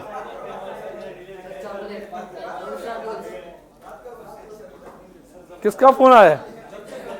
बाबू, बाबू ने थाना थाया। ऐसा फोन हुआ। बाबू क्या कर रहा है मेरे बिना?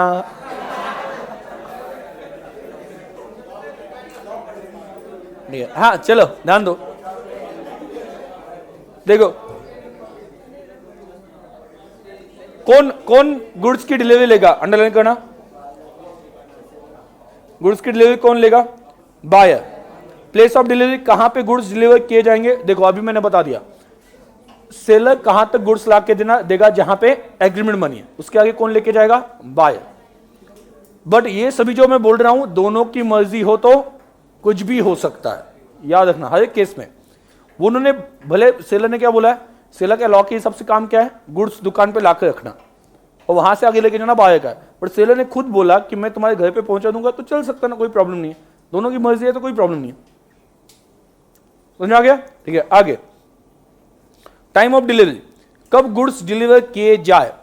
ठीक है, तो where under the contract of sale the seller is bound to send the goods to the buyer but no time for sending them is fix, the seller is bound to send them within reasonable time. Time decide हो तो उस time के पहले, जैसे आधा घंटे का decide हो तो आधे घंटे से पहले, जैसे पिज्जा का होता है ना 30 मिनट्स में गुड्स, मतलब 30 मिनट में पिज्जा आना चाहिए, नहीं आ गया तो फ्री। आपने देखा है ना वो कौन सा, क्या हिस्ट्री है फ्री, उसमें वो पिज्जा बुलाता है, वो गायब हो जाता है और आधा घंटे के सामने उसके सामने आ जाता है कि तूने आधा घंटे में पिज्जा नहीं दिया, ठीक है तो फ्री में दे दे। ठीक है, तो ऐसा कुछ किया कि नहीं कभी? किया? मिला के फ्री में? मिल गया? देखो हाँ ठीक है हाँ ठीक है। नहीं हमारे साथ ऐसा हो गया था और कुछ उल्टा हो गया था कि हमने पिज़्ज़ा ऑर्डर किया, मतलब जब स्टूडेंट थे, ठीक है, तो 3-4 लोग थे तो पिज़्ज़ा ऑर्डर किया। अभी एक बोल रहे पिज़्ज़ा ऑर्डर करते हैं, मैं सोच रहा हूँ कि हाँ ठीक है वो बोल रहे पिज़्ज़ा ऑर्डर करना है तो कर देते, कोई प्रॉब्लम नहीं है। मुझे लगा उसके पास पैसे है, उससे लगा मेरे पास पैसे है, मतलब चारों के पास ऐसा ही था कि चारों का ऐसा ही था कि चारों को लगा एक दूसरे के पास पैसे है। ठीक है, तो पिज़्ज़ा बुला लिया और बाद में वहाँ पे पैसे निकालने के टाइम आ गए तो पैसे नहीं किसी के पास, तो सभी रूम से, मतलब लेने के लिए रुके नहीं, तो सभी रूम से गायब। पैसे कहाँ से देंगे? वो तो पिज़्ज़ा लेके वहाँ पे आ जाएगा, पैसे कौन देगा? पैसे है ही नहीं। ठीक है, ऐसा हो चुका है, गरीब, पता है ना। हाँ हाँ ठीक है। नहीं उस वक्त, नहीं उस वक्त सही बात थी। ठीक है, मतलब 2 बार ऐसा मेरे साथ हुआ है, एक तो पिज़्ज़ा वाला हो गया, ठीक है, और दूसरा एक बार यहाँ पे आपको ये पता है एसपी बिरयानी, ठीक है, तो एक दिन मुझे बिरयानी खाने का बहुत मन हो गया। मुझे यहाँ पे पुणे में जस्ट रिसेंटली आया था तो पता नहीं था कि क्या बोलते हैं उसे, क्या सर क्यों नाम निकाला सर, ठीक है हाँ, तो मुझे पता नहीं था कि यहाँ पे क्या प्राइस वगैरह चलते हैं। मैं अपने साइड के उसके हिसाब से ही था कि उतना जनरली होता होगा। मैं वहाँ पे जाके बैठा, मैंने बोला कि बिरयानी, तो उन्होंने वो कार्ड ला के दिया, मैंने देखा प्राइस, ऐसा, मतलब वो शॉक हो गया मैं, इतनी प्राइस। तो समथिंग उस वक्त जितना मुझे याद है कि 150 गया होगा। मैंने उससे पूछा था कि हाफ मिल सकती है क्या, तो उन्होंने बोला कि हाफ नहीं मिलते, तो मैं वहाँ से निकल गया। तो ऐसे भी दिन देखे, ठीक है, कि जहाँ पे मन था बट वो पैसे नहीं थे। ठीक है, तो और मैं एक बार फेल हो गया था, आपको बताया ना, घर वालों ने पैसे ही देने बंद कर दिए बाद में। तो उस वक्त ये पर्टिकुलर वहाँ पे की सिचुएशन चल रही थी मेरी। ठीक है, तो लेकिन वो दिन भी अच्छे होते हैं। ठीक है, अभी जब भी वहाँ से जाता हूँ तो ठीक है याद आता है, पूरा खरीद लो ऐसा कुछ नहीं, ठीक है, लेकिन अभी बिरयानी तो खरीद सकता हूँ, उतने तो पैसे हैं। हाँ ठीक है, हाँ हाँ 100 रुपये में कहाँ पे? अरे फिर 50-50 रुपये मिलके 6 दिन में हो जाता है ना। हाँ कोई प्रॉब्लम है, या 3 दिन में, कोई प्रॉब्लम नहीं। ठीक है आगे, ठीक है चलो आगे। बाद में मैम ने कुछ एक्स्ट्रा कुछ चलाने के लिए पैसे दिए, उसमें से बच जाते, उससे भी काम चल जाता है। आपने घर में किया कि नहीं कभी ऐसा? मम्मी ने सब्जी लाने के लिए पैसे दिए, उसमें से वहां पे क्या है कि कम की सब्जी आ गई, ऊपर के पैसे रख लिए, वापस दिए ही नहीं। मैं तो बचपन में बहुत करता था। ठीक है, मतलब मेरा बैंक बैलेंस या जो भी मतलब मेरे पास बैलेंस रहता था वो उसी से रहता था। तो दिन के 10-15 रुपए उसमें खुश हो जाते थे। मैं तो खुश हो जाता था उस वक्त, 10-15 रुपए भी बड़ी बात थी। ठीक है, तो आपको भी वैसे वहां पे मिलता होगा, ठीक है, जुगाड़। चलो ध्यान दो, आगे क्या, टाइम कब डिलीवर करना है, कब, तो रीजनेबल टाइम में। Goods in position of third party, third party की पोजीशन में हो तो उसकी ओनरशिप, सॉरी उसकी डिलीवरी कैसे दी जा सकती है? क्या गुड्स सच में यहां से वहां पे लेके जानी चाहिए? हाँ या ना? जरूरत नहीं है। क्या करो, कंस्ट्रक्टिव डिलीवरी कर सकते हो ना, या सिंबॉलिक भी पॉसिबल है, ये तो अंडरलाइन करना। क्या करोगे उस वक्त? एक्नॉलेजेस, मतलब क्या, एक्नॉलेजेस को अंडरलाइन करना और वहां पे लिख देना कौन सी, एक्नॉलेजेस लिख देना और वहां पे लिख देना कौन सी है, कंस्ट्रक्टिव, कंस्ट्रक्टिव डिलीवरी कर सकते हो।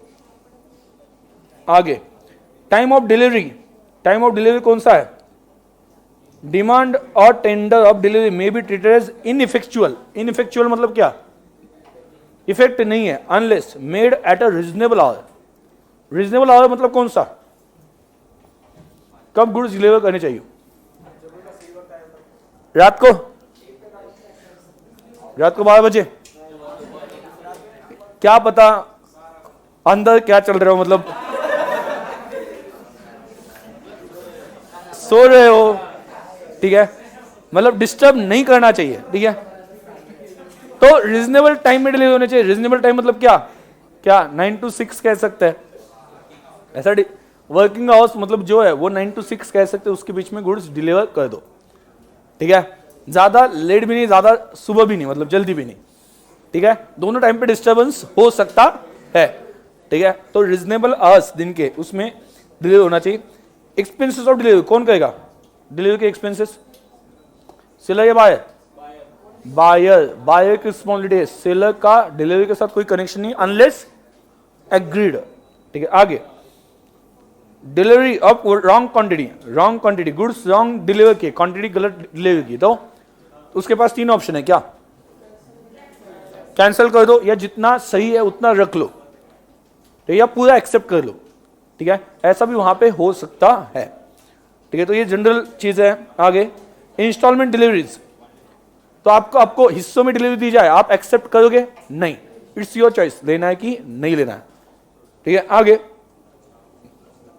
डिलीवरी टू कैरियर मतलब क्या, डिलीवरी टू कैरियर मतलब क्या, डिलीवरी टू बायर समझी जाएगी, प्राइमा फेसी अंडरलाइन करना, prima facie deemed to be delivery of buyer, delivery to buyer. Deterioration of goods in transit, transit में गुड्स डेटोरेट होते हैं, मतलब क्या, क्या हो जाते हैं, उसकी क्वालिटी डाउन हो जाती है, तो क्या होगा, उसकी क्वालिटी डाउन हो जाती है तो क्या होगा, क्या होगा, किसकी रिस्पॉन्सिबिलिटी है?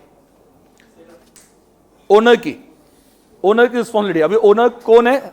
बायर, ओनर कौन है? बायर, गुड्स पैक करके भेजे मतलब कौन ओनर है? बायर।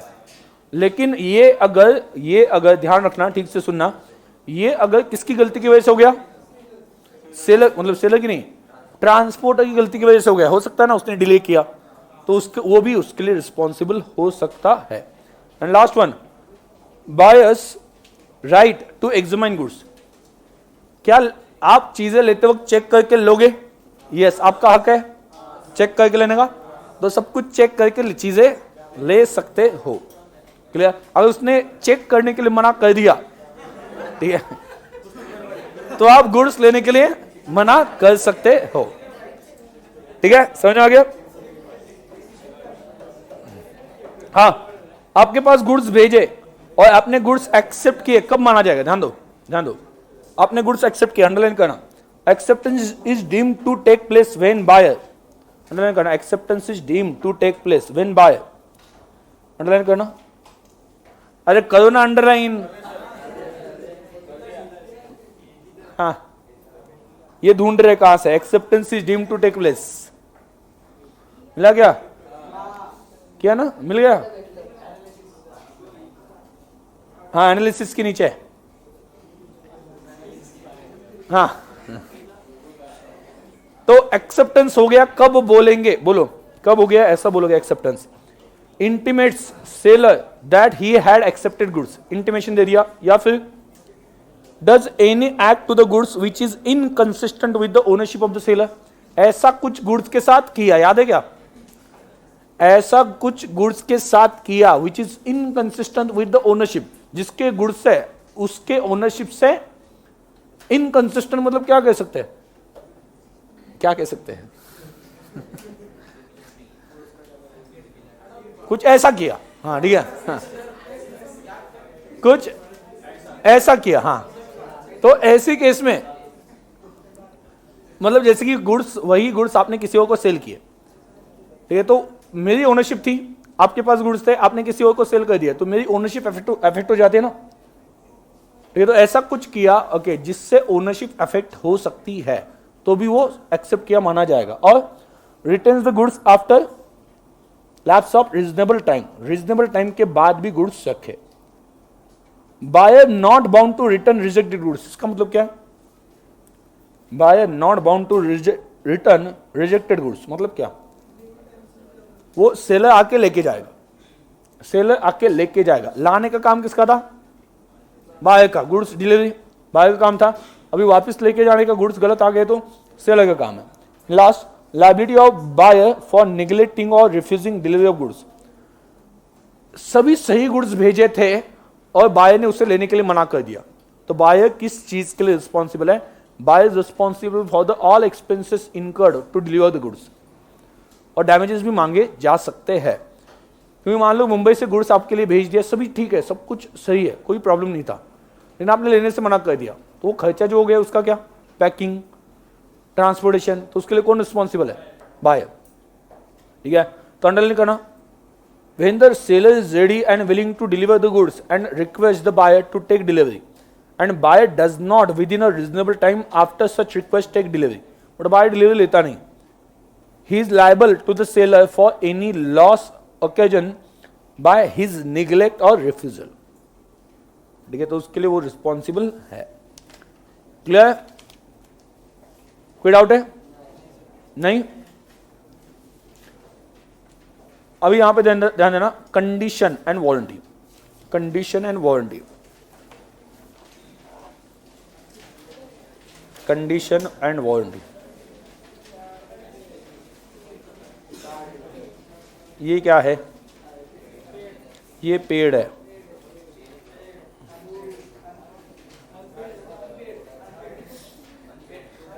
अनपेड, अरे तो ये क्या है? पेड़ है, बराबर। किसका पेड़ है? आम का, हाँ, ऐसा मान लो आम है, हाँ हाँ,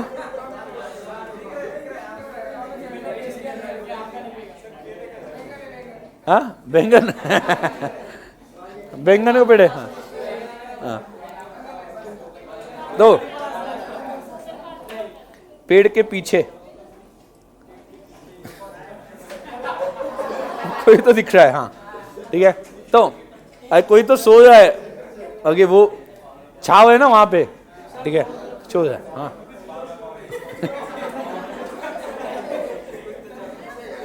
ठीक है, ध्यान देना, अभी यहाँ पे ध्यान देना, ठीक है। अगर आपने ये यहां से ही पेड़ काट दिया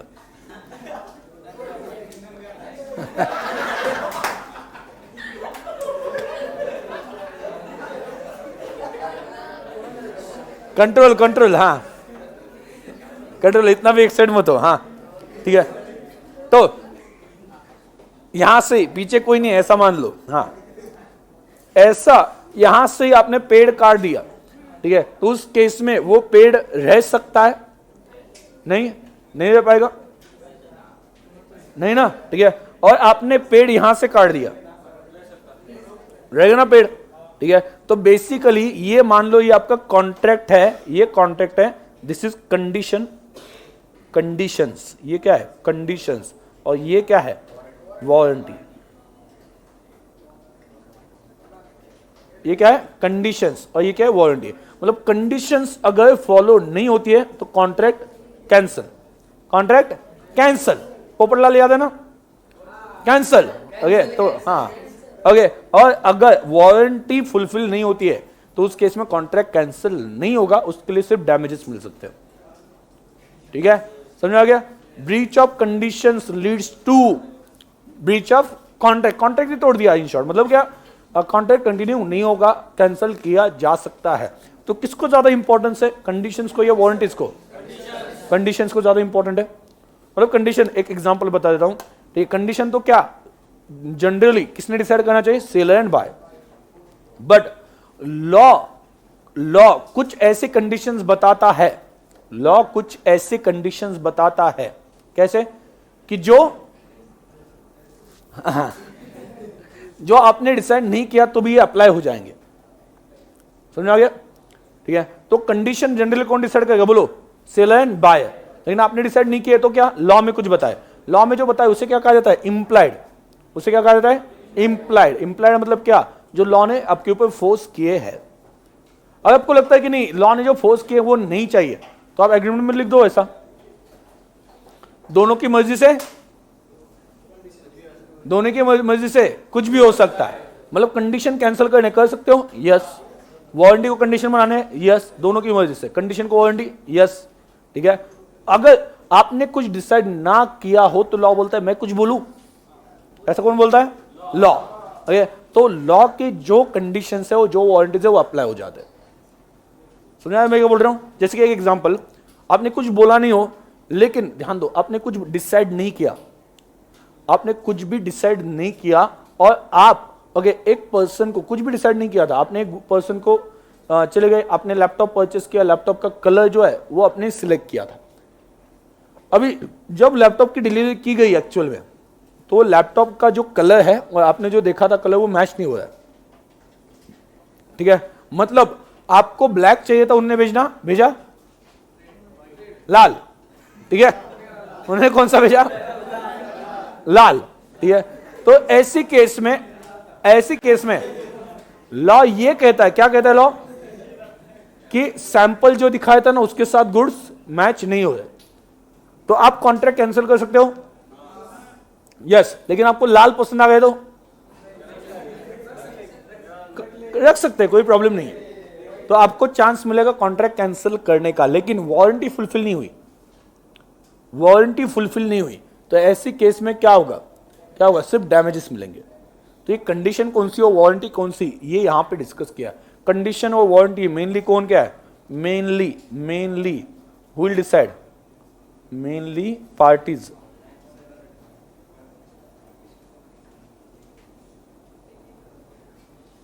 पार्टीज शैल डिसाइड, ठीक है। तो अभी यहां पे क्या हो जाता है, पार्टीज ने डिसाइड की, तो ये क्या है, इसे कहा जाता है एक्सप्रेस्ड कंडीशंस और warranties.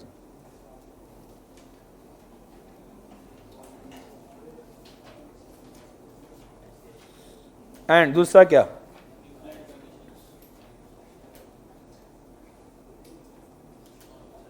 If not decided by parties, क्या होता है, if not decided by parties तो क्या, इंप्लाइड।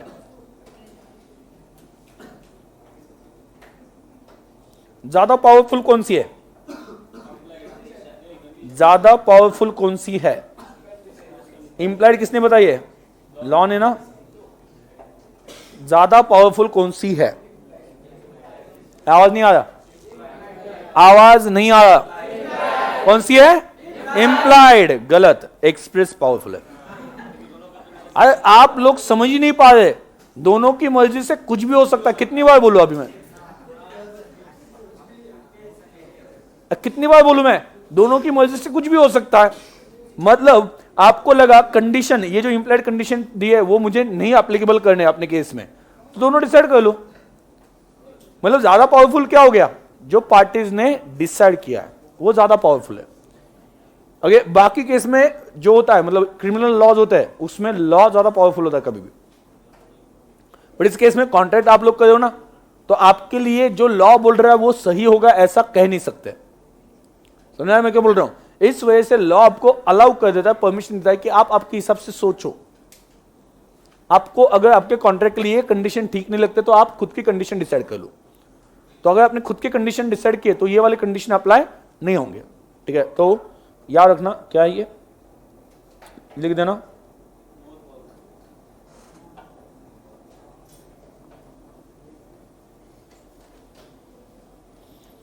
सुनने में अजीब लगता है बट लॉ खुद ही कहता है आप लोग डिसाइड करो, आपने नहीं डिसाइड किया तो मेरा जो बोलना है वो एप्लीकेबल हो जाएगा। इस वजह से express condition and warranties are more powerful. More powerful. ठीक है, आगे आगे वी कैन चेंज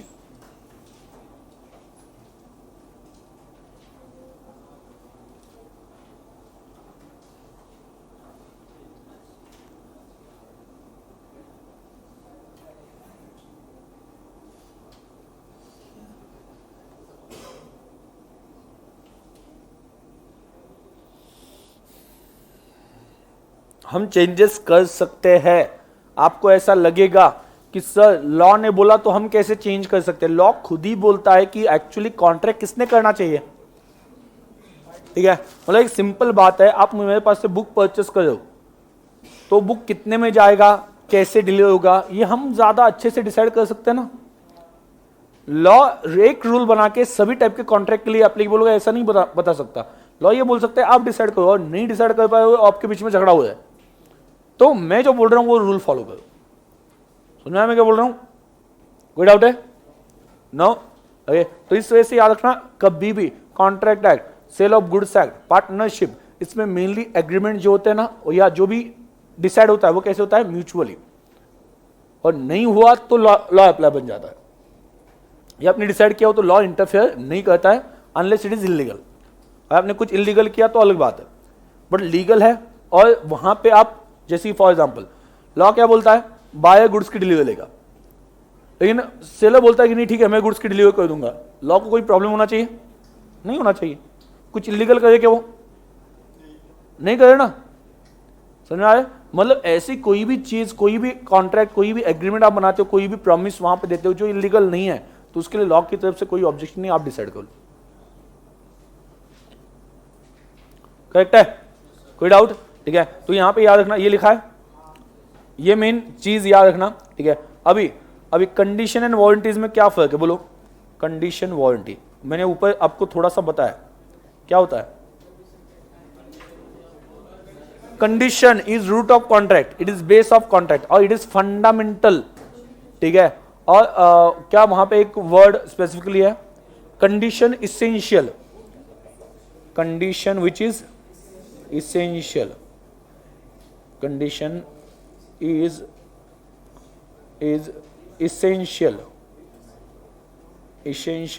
essential, क्या? essential to main contract। condition is, बोलो, condition is essential, हाँ, condition is essential to main contract। ठीक है, essential to main contract। And warranties are collateral. Collateral मतलब क्या? सेकेंडरी।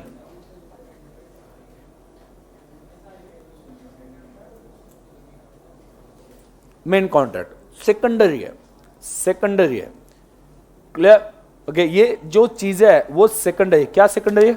कंडीशन सेकेंडरी है या warranty secondary है? बोलो, वारंटी सेकेंडरी है। मतलब सेकेंडरी मतलब क्या? इफ नॉट फुलफिल्ड क्या होगा?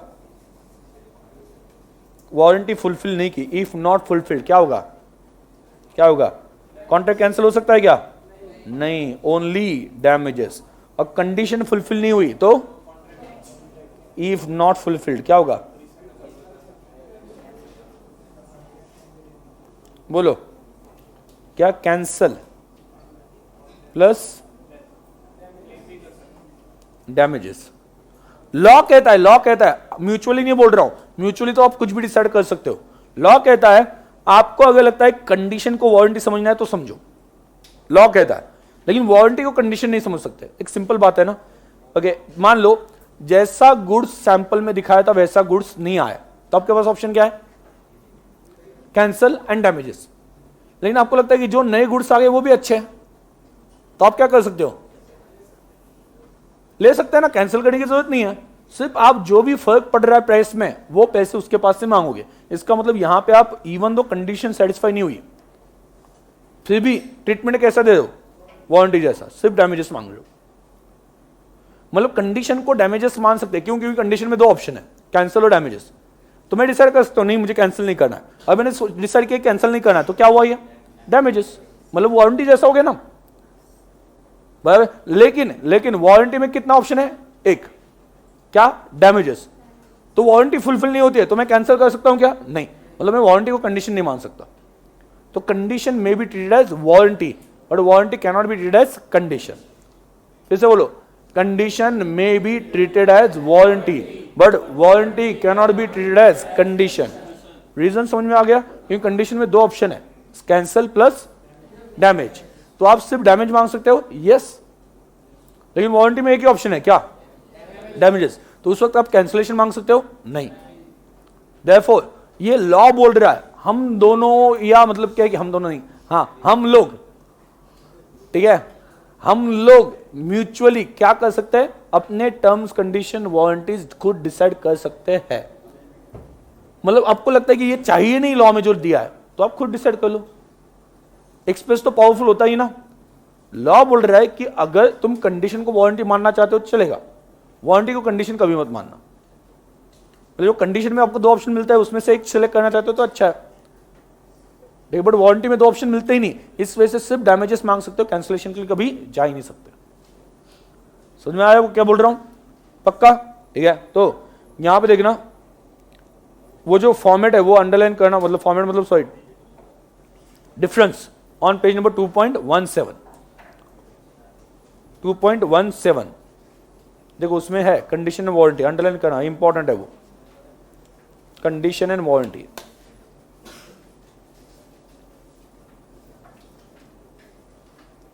किया वो? किया ना? वो इंपॉर्टेंट है। एक्सप्रेस और इंप्लाइड कंडीशन क्या पावरफुल है ज्यादा? एक्सप्रेस। थोड़ा सा अलग लगता है सुनने में बट एक्सप्रेस ही है। क्लियर? एक्सप्रेस कंडीशन कौन डिसाइड करेगा? पार्टीज। उनको क्या चॉइस है? कुछ भी, इलीगल नहीं होना चाहिए। ठीक है, तो आप कंडीशन को वारंटी बनाना चाहते हो, एक्सप्रेस करके बना सकते हो, यस। वारंटी को कंडीशन बनाना चाहते हो, कर सकते हो, एक्सप्रेस करके, यस। एक्सप्रेस में यस, बट लॉ के हिसाब से अगर कुछ डिसाइड ना हो तो कंडीशन को वारंटी समझा जा सकता है बट वारंटी को कंडीशन नहीं समझा सकता। ये पॉइंट समझ में आ गया अच्छे से? कोई डाउट है? पक्का? ठीक है, मैंने वो बुक से भी आपके पढ़ा है। ठीक है, तो आपको भी एक काम करें, इमीडिएटली आज घर जाके अच्छे से जो जो पढ़ा वो ठीक से पढ़ना है। ठीक है, आपका भी काम वो बनता है कि इमीडिएटली, और आप भी पढ़ो। मैंने तो पढ़ाया, मैंने भी पढ़ा, बट आप भी पढ़ लो। क्लियर? ठीक है, समझ में आ गया? कोई डाउट है यहां तक? यहां तक कोई डाउट है? नहीं? पक्का? ठीक है, चलो मिलता है कल, बाय।